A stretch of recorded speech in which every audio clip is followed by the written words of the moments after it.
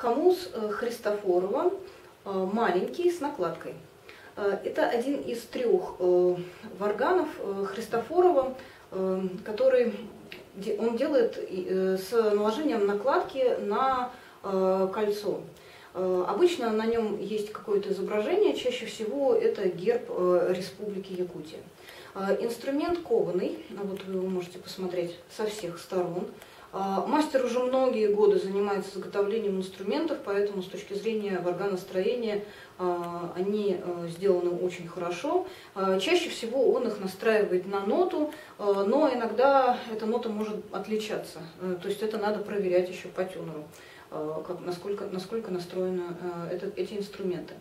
Язычки у хомусов Христофорова с накладкой чаще всего бывают жесткие.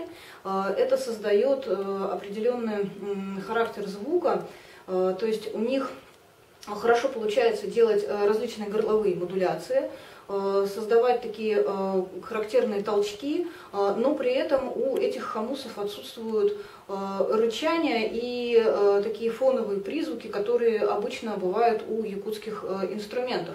И этим можно сказать, что хомусы Христофорова в принципе, но особенно вот эти модели с накладками, позитивно отличаются от своих сородичей. Сейчас я покажу, как он играет. Сразу скажу, что несмотря на его позиционирование как именно мелодического инструмента, играть традиционным мелодическим образом, а именно пальцем, на этих хомусах тяжело, потому что язычок действительно тугой, у него сильная отдача, и для того, чтобы его раскачать, для того, чтобы получить громкий и качественный звук, лучше всего ударять традиционным якутским боем или кистевым боем. У этих варганов, кроме того, есть хорошее преимущество, их можно играть в обе стороны, потому что загиб язычка достаточно крупный. Ну, сейчас я покажу, как это может звучать.